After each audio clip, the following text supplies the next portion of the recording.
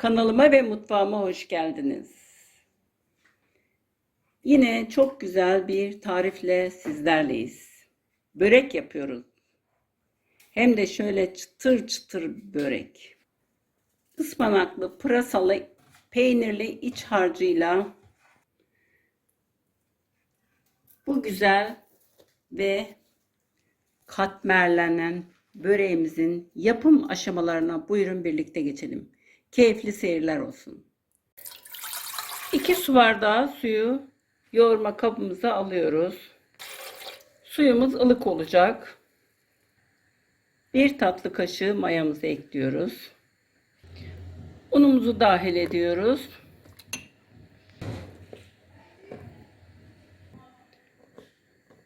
Unumuzu azar azar ilave ediyoruz.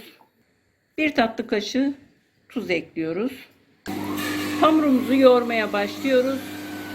Unu az gelebilir. Yavaş yavaş un ekleyerek yoğuruyoruz. Hamurumuzun kıvamı şöyle ele hafif yapışıyor. 5 bardak toplamda un kullandım. Siz de benim gibi yavaş yavaş unu ekleyin. Çünkü her unda farklılık gösterebiliyor. Şimdi tezgahımıza az biraz un serptim. Üzerine de biraz un alıp bunu bezelere, hamurumuzun altını üstünü unladıktan sonra bezelere ayırıyorum.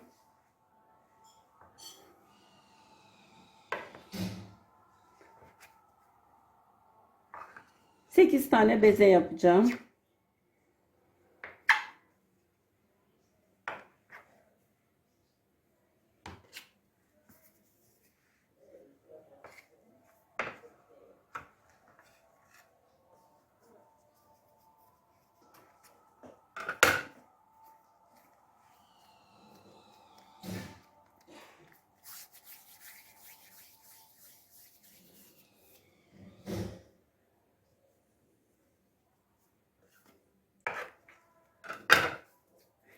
Bezelerimiz irili ufaklı olabilir. Kendimiz onu elimizde tekrar ayarlayabiliriz.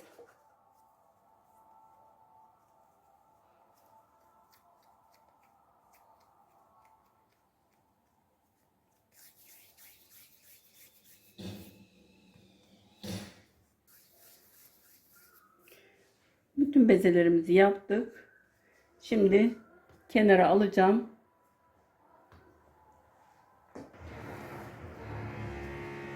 Kenara alıyorum. Altına un serptim tabii hamurlarım, bezelerimizin.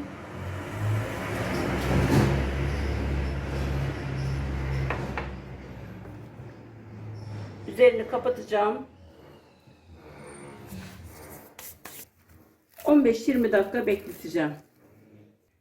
Ben iç harç olarak pırasa ve ıspanak karışımını kullanıyorum. Yarım kilo kadar ve beyaz peynir 1 kase. Baharatları ve tuzu ilave ediyorum. Baharat ve tuz damak tadınıza göre uygulayabilirsiniz. Yarım çay bardağı zeytinyağı ekliyorum. Şimdi bunların hepsini birlikte karıştırıyoruz.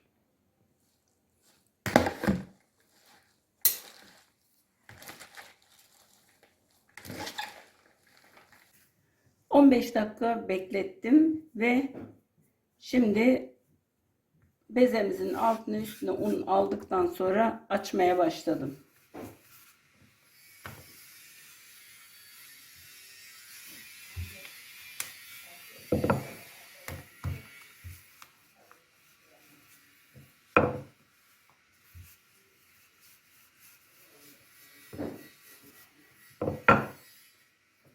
Şöyle açıp kenara alıyoruz.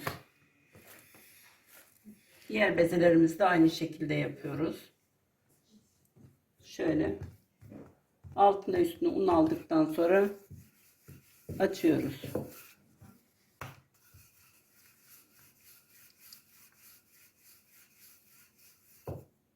Evet. Şu şekilde açıp kenara alıyoruz.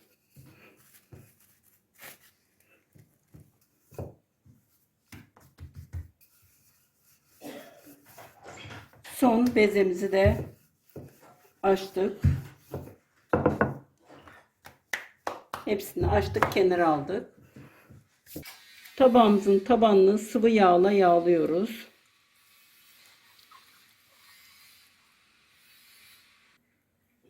Hamurumuzu da aynı şekilde yağlıyoruz.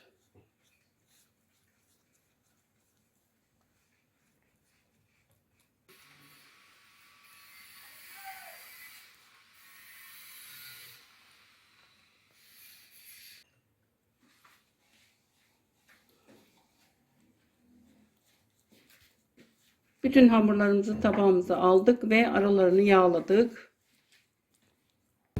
Üzerini şöyle kapatıyoruz. Üzerini streç filmle kapattık. Yarım saat bekletiyoruz. Hamurumuz yarım saat dinlendi. Şimdi açmaya başlıyoruz. Tezgahımıza bir miktar sıvı yağ alıp yağlıyoruz.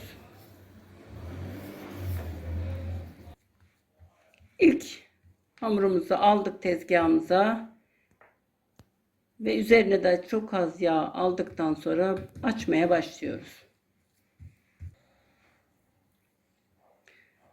Şöyle, her zaman söylediğim gibi hamur güzel oldu mu açımı kolay oluyor. Sizlere hiçbir zorluğu yok. Bu hamurun çok rahatlıkla açabilirsiniz.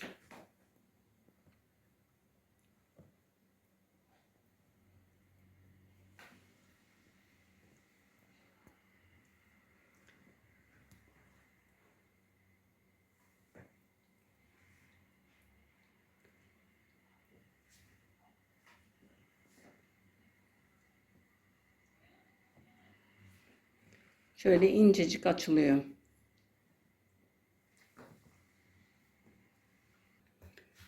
Şöyle dikdörtgen şeklini verdik.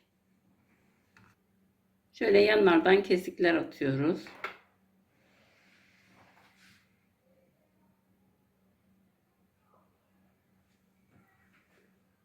3 o taraftan, 3 bu taraftan, her iki taraftan da üçer tane kesik atıyoruz.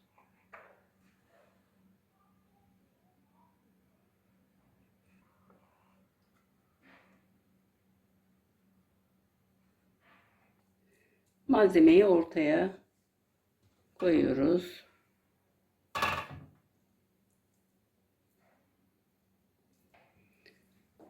Şöyle iç malzememizi koyduğumuz yerin üzerini kapatıyoruz.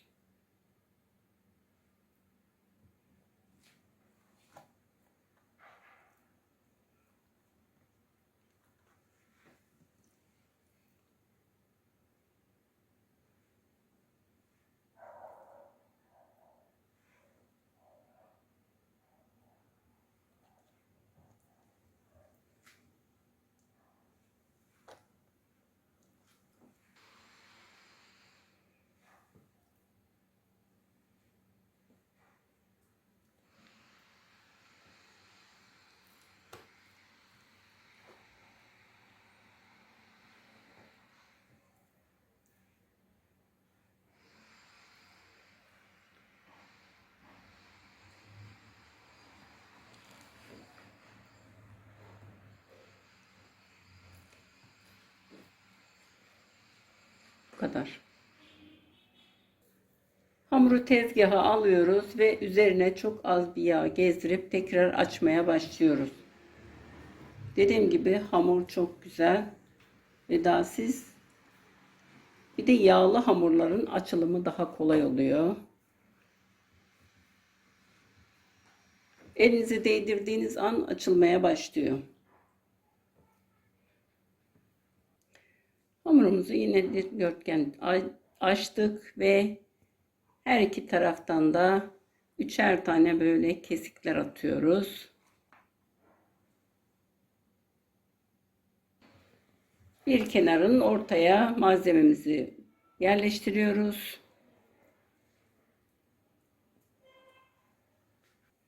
Şu şekilde kapatıyoruz ve diğer ucu da getiriyoruz üzerine.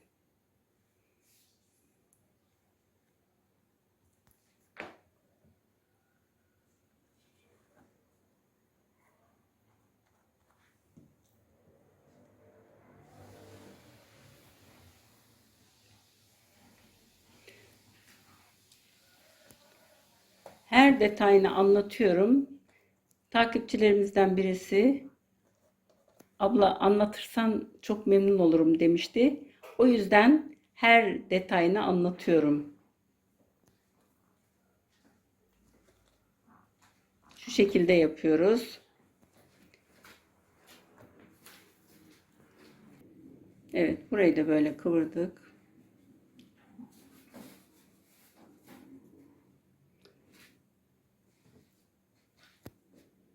Şu şekilde.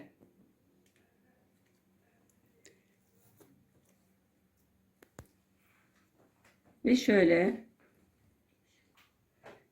yağlı kağıt serdiğimiz tepsimize yerleştiriyoruz.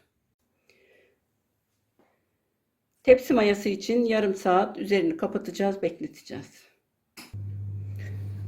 Evet, tepsi mayamız geldi. Şimdi fırına göndereceğiz ama öncesinde size bir şey söyleyeyim. Şu şekilde üzerini streç filmle kapatıp derin dondurucuya atın. Çıkardığınızda bir 15 dakika önce çıkarıp üzerine sıvı yağ sürüp tekrar fırına verirseniz, pardon, dolaptan çıktıktan sonra üzerine sıvı yağ sürüp 15 dakika bekletip fırına verirseniz çok güzel taptaze bir böreğiniz olur. Şimdi önceden ısıtılmış 180 derecelik fırına veriyoruz. Börekler pişti. Çok da güzel pişti. Şöyle altı üstü çok güzel kızardı. Şöyle çıtır çıtır pul pul dökülüyor. Bakın, gördünüz mü? Çok güzel oldu. Ama beklettiğimiz zaman şöyle yumuşayabiliyor. Şu şekilde yumuşuyor.